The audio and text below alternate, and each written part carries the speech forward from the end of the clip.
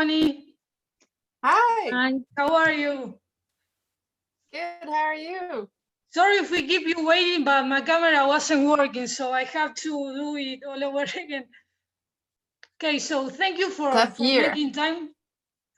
making time with us and do this interview. My pleasure. So I would like to start with maybe a basic question, that is, how do you become interested in this world of films and as a way of living and create? I was a teenager, like 15 years old, when I really fell in love with cinema. I had been watching films my whole life, but it's just when I turned 15 that I kind of was introduced to more independent and auteur films. Like before that, I mainly knew Hollywood films or blockbuster films, and maybe some French films from France, because we do have a lot of French films in Quebec that are screened, but I didn't know, hadn't seen films from other places in the world, or even independent films. So when I first saw an independent American film, actually a Jim Jarmusch film, I was like, oh wow, this is a whole new world of cinema, and it can really be art. It doesn't have to be just commercial blockbuster action movies, or So yeah, that's when I really started being interested in it. And I had always liked photography, like taking photos is something I've always liked, even as a kid. And so I think those two things came together kind of naturally. And I started studying film when I was about 17, because there's a program here after high school called CEGEP, where you start picking what kind of things interest you more. So I did a program called communications, and in that program I had theater, photography, film, journalism, a whole bunch of things like that. And that's where my love for film and photography got even more precise, and I was developing my own film for my photographs that I was taking. And then I studied film in university to just make it more official, I guess. Yes. Or well, to perfect my knowledge of film history, and start working on films, student films. And then from there I just kept going. Okay. Starting with the question, you were the only cinematographer that accepted Killing My Mother, giving more value to Xavier's passion over his experience. How was the process of working with him in Heartbeats? Did you find him more experienced the second time? Yes. Yeah, well, first of all, I guess the first thing would be to mention that intentionally, Xavier and I didn't see the cinematography of Heartbeats the same way as we saw I Killed My Mother. Like, we purposely wanted I Killed My Mother to feel more gritty, less polished, or less aesthetic in a way, to reflect how the character is feeling trapped in his mom's house. And so that was a conscious choice to the extent that I think a lot of people didn't think it was the same cinematographer, because the looks are very different of the two movies. And in terms of experience, for sure, like, it was his second film, Heartbeats, so he, I think, had a bit more confidence, although he was always confident. Like, even for I Killed My Mother, I was very surprised at how clear of a vision he had. However, I do think, like, the first movie, there were more people questioning like producers or people that are in the financing of the film, because he had no experience, he had to fight more to defend his vision. And therefore, I also had to fight more to support him in his vision than the second one, where we had already had a film in Cannes. And so I think that's the main difference. We had already sort of proved that we could make a good movie. And so we didn't have to explain things as much to other people. They just followed our vision, I think, more clearly. But also for Heartbeats, we really wanted to film on film, like on 35 millimeter film, whereas I Killed My Mother was digital. Also for financial reasons, because his first film had a very small budget for the shooting, like something like $100,000 Canadian. And then he had a little bit more money to finish post-production. But the second movie, he had proper financing. It was still a very tight budget, but more like in the realm of $1.2 million Canadian. So between $100,000 and $1 million, there's like, it's a different,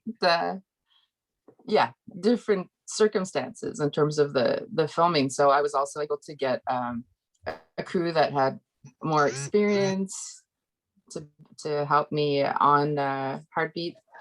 Yeah.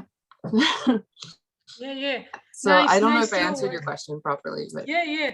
Yes. And in Heartbeats, we see the presentations of the character with Francis and Mary with the back shots, and back shots are really recurrent on the film. So how do you feel this type of shot serve to keep building the tension and competition between these two characters, and as they see Nico?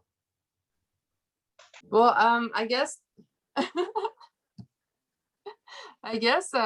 for sure the idea of being behind the characters often is also to show what they are seeing, or what they are.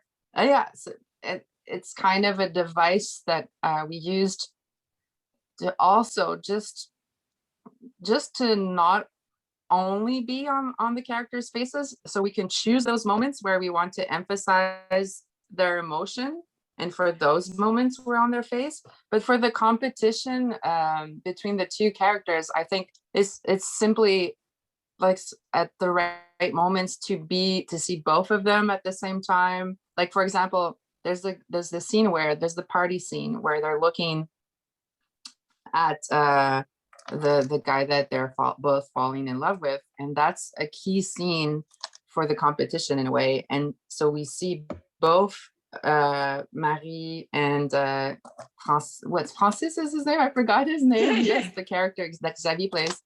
They're both sitting on the couch and looking at the character played by Niels that they're both in love with. And so that shot, like where you see clearly that they're both looking, and the camera movement also was often used to emphasize emotions or make you understand how they're feeling. So there's a slow dolly shot that comes closer and closer and closer as they're just staring at the guy dancing. And so that a shot where you have both of them in the frame kind of makes it clear that there's a competition between them also, I find, and also understanding what they're feeling, and then showing what they're both looking. So the beautiful guy. But I don't know, like when we present the characters themselves at the very beginning, I don't know that we were purposely deciding to show them their backs. Like, I don't remember that conversation, but I do remember wanting to not always be on their faces, so that we could keep those moments so they're more well, dramatic, or they're more potent. Like the times where we are on their faces, it's for a reason. And also being in someone's back, you kind of sometimes can project yourself more into that character because you don't see the face. So it's like you're, as a spectator, also curious to discover who this person is, you know, when if you start by just seeing their back. Yeah. Yes. Talking about the scenes, probably is one of the most iconic of the movie. How was the composition of these dance scenes with Nico in the center, and Maria and Francis watching him? It's really powerful, and all this light and people dancing around them. How was? Well, one thing I remember about that scene particularly, which I think is interesting in terms of the cinematography, is that well, there's a few things. There was a wall behind the couch where Francis and Mary are sitting, and that wall was white, and I didn't find that interesting enough as a background for that scene, because it's supposed to be sort of a sensual scene and also party, and it's supposed to be moody in a way, or have some atmosphere. So I decided to add some colorful light on that wall so it looks more reddish pink.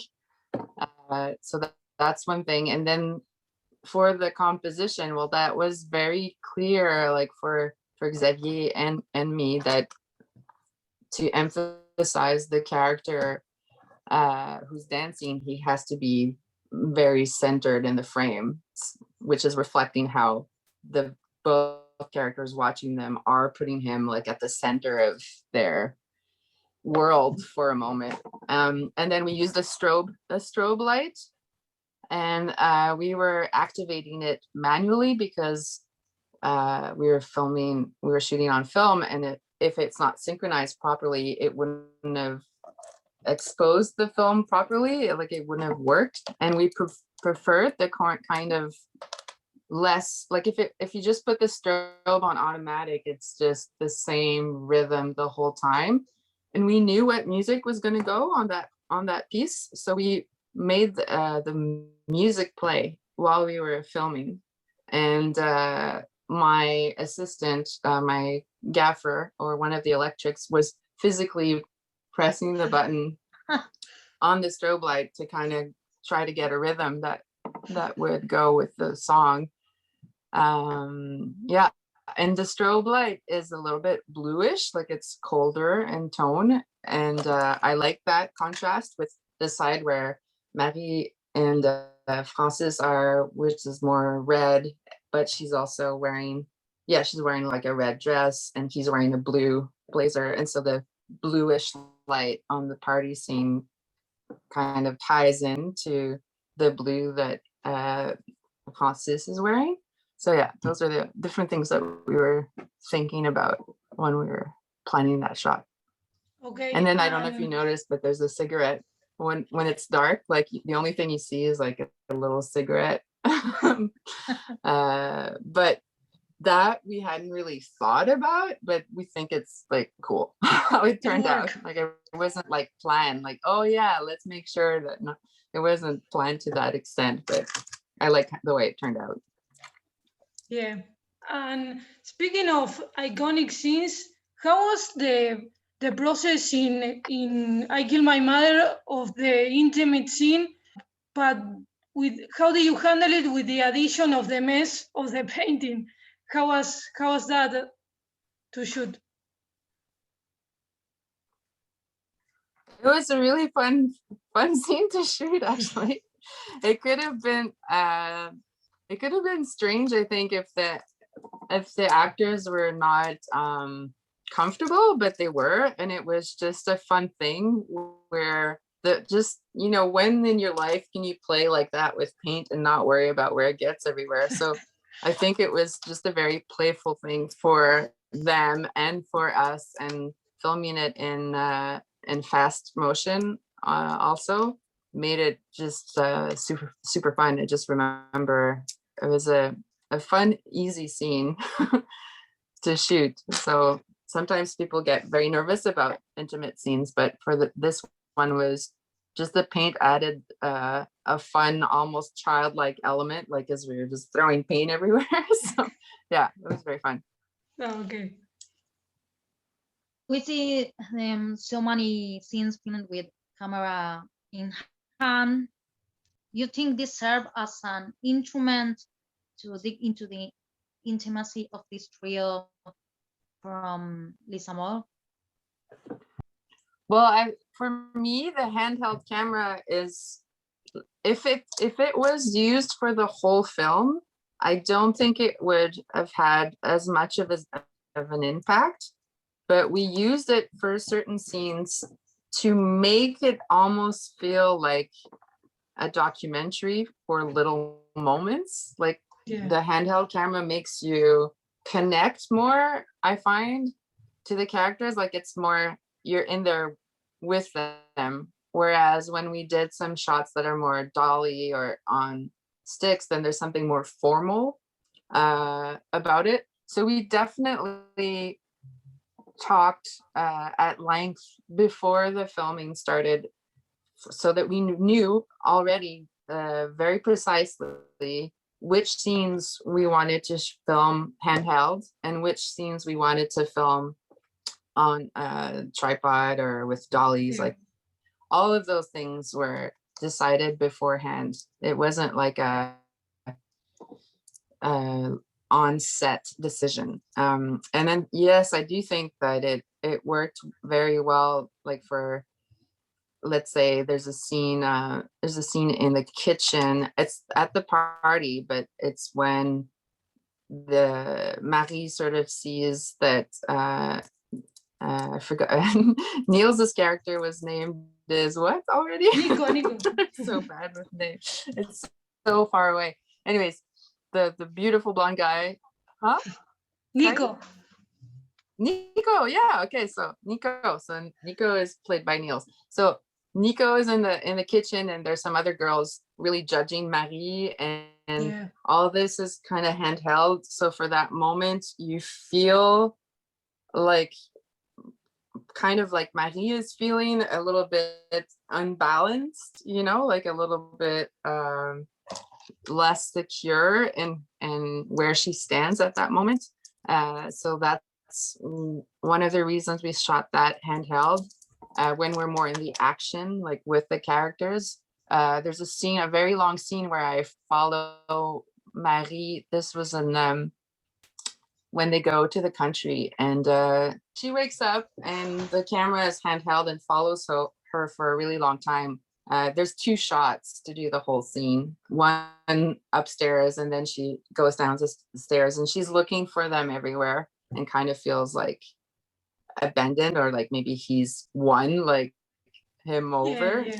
Francis maybe won Nico over, and she's like, and so that also is handheld to feel kind of her emotion of like being annoyed and feeling a little bit imbalanced in that moment.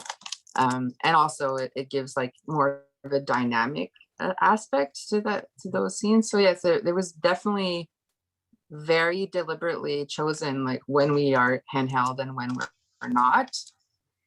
I don't know if I'm answering your question properly, but I'm trying. Yeah, I totally agree with not overusing resources. So yeah. And I have read that when it comes to create visuals and aesthetic, you also work a lot with what design, costume, or production design has to offer. But when it comes to Les Amours, that didn't have a lot of distinguished things, that maybe the wardrobe of Marie that is vintage, or the scene that you were mentioning of the dance, how was your approach in this type of project to create distinctive visuals and cinematographies? Okay, so yes, you're right. Like we definitely did not have the budget to, for example, paint an apartment walls to give the colors, because we did want it to be very colorful. Les Amours Imaginaires like was supposed to be a very colorful film, and we did not have the budget to do everything that we would have liked. And so some of the places, the locations that we found had white walls. And like I was saying, for the party scene, sometimes like for the party scene, for example, I did light one of the walls using just gels on the lights to make the wall pink instead of white. So that's something I used. But then, yes, the costumes and the props, like, and just little things like I remember we added, well, not me, but the production designer added a colorful curtain in one of the locations. And there's a shot where Marie is in her apartment, and I think it's a pink curtain. So just like if that curtain was white, then no color, you know, but just adding one curtain can change the look. So even with the smaller budget, there's little things. And then the costumes, like you said, were very key in that. And then there was like all the love scenes between Francis and his different love partners, or Marie and her different love partners. Those we wanted them to be very colorful, but like full on monochromatic. So there's like red, yellow, green, and blue are the colors that we did. And sometimes I actually think it's great to have a more neutral background or even white, because then the costumes, the colors pop more. So it's always a question of balance, I think. Yeah, totally. We see Xavier uses a lot of details and details shoot. How useful do you find them? Do you think they give us an approach to the characters perspective that is different from the dialogue? Yeah, the details. Well, I think it's it can be very useful, because film is, it is a visual medium. And yes, you can use dialogue. Yes, you can. It's not just a visual medium. There's also sound, very important, and it's a story, and many elements come into making a film, obviously. But I think it's interesting how Xavier does use a lot of details to tell you about his characters and give you a sense of who they are. Yeah, like just the fact that that Marie uses a typewriter to write a note to that says a lot about her character. Yeah. And I think that the characters, especially the one from Francis and Marie, changes whether if they are in public or not. How do you think in this film particularly the exterior influences them? And if you can tell us something about what it was like to shoot the fight scene in the forest, that you remember anything? Yes, I do. I do remember it. Well, it was interesting because their characters, they're both playing characters that are a little bit superficial, a little bit vain, and that do not quite feel at home outdoors. Like just to go on a path in the woods wearing high heel shoes is not the easiest, most appropriate footwear to go. So it tells you a lot about the characters too. And it's fun to see them in that setting where they're like, they normally would not go to the woods, but because they both have a crush, they're both like infatuated or in love with Nico, they follow him to the woods where they're not at all in their own element.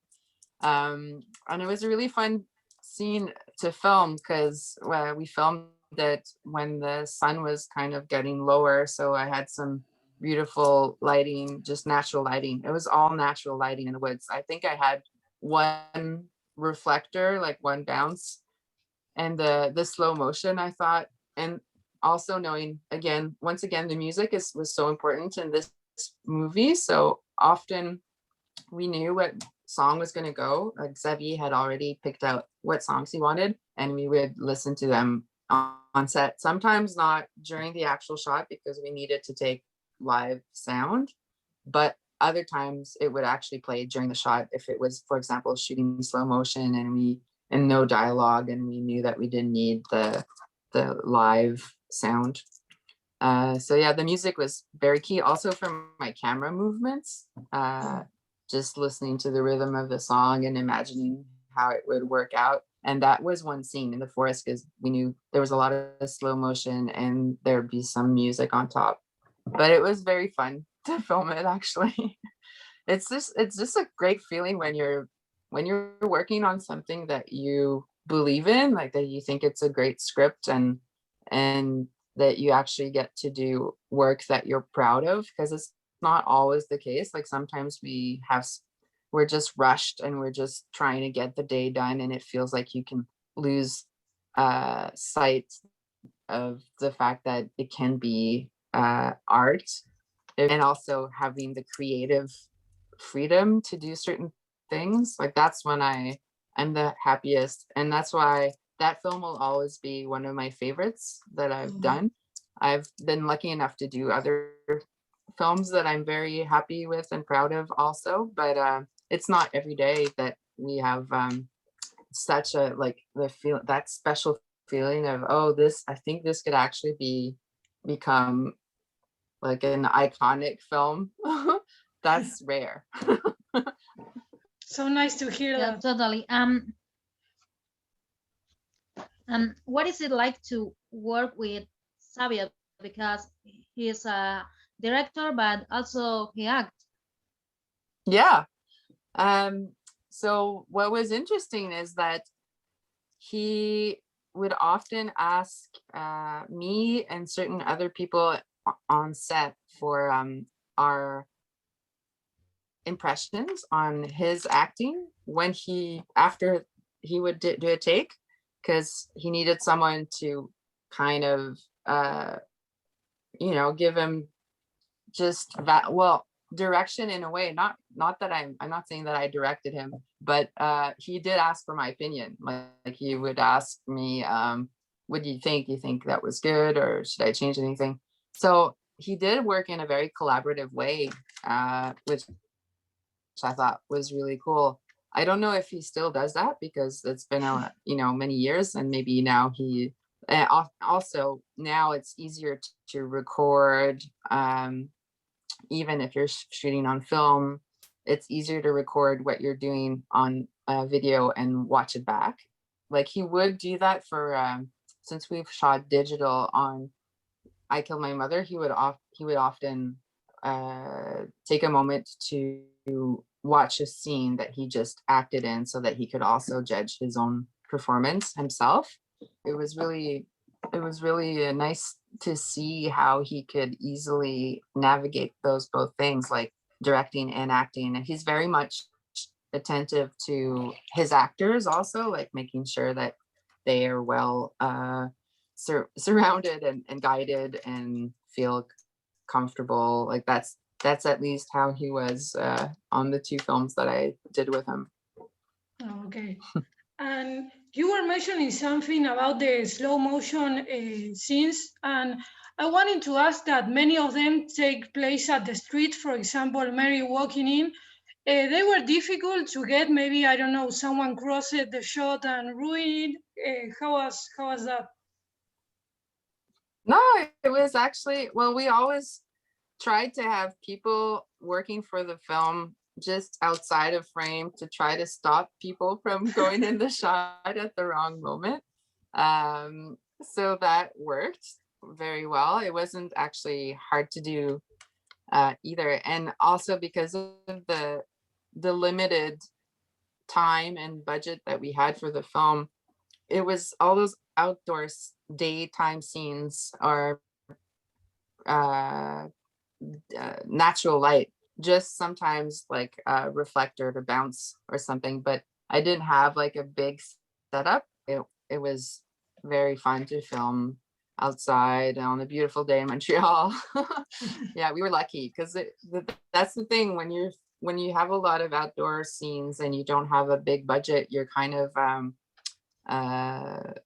gambling, like taking a chance, because you're not sure what the weather is going to be like, and you don't have the freedom or the budget that allows you to go, oh no, we're gonna shoot this next week instead. No, like, so it could have been horrible. And actually that makes me think of, you remember that one scene when they're walking on the street and they have an umbrella and they kind of share the umbrella. It's towards the, so that wasn't supposed to rain that day. Like, well, it wasn't like a scene that was written with like, they share an umbrella under the rain. No, it just happened to rain that day. And so Xavier asked for an umbrella. He added that detail on the spot to adapt to the weather that we were having so that it would make sense. And it's great because I find that moment so important in the movie, because it's kind of like symbolizing their friendship renewing. Like they both kind of are moving on from the guy, from their crush rivalry on Nico, and he's protecting her with the umbrella, or she is, I can't remember who, but they're basically sharing the umbrella, and it's like can be seen as a symbol that their friendship is going to be okay after all. Yeah, totally. It was meant to be that shot then. Talking about this light, everything, was the use of this neon in these intimate scenes, because we see Francis on this green lighting, Marie and red. Who was that? Yeah, I remember that Xavier had an idea of which character should be in what color. I know for a fact that we were associating the color blue with Francis's character more, and the color red with Marie's character more. Well, it's like red and pink, right? And you see that in many little details, like in their costumes, often in certain elements in the background and in those love scenes. But then again, there's also like the green scene with Francis. That's not blue, so it's just, I guess, a creative freedom. We didn't really justify it more than the fact that he wanted those scenes to feel different than the rest of the film, sort of like they're chapters or like a parentheses. What was important for us is that all those love scenes felt like separate from the body of the film, like that they had a very specific look, kind of like if it's a dream, but it's not. And the other scenes that were very different aesthetically for the movie were the scenes where there are characters making sort of self confidence, like talking to the camera, sort of like it's a documentary.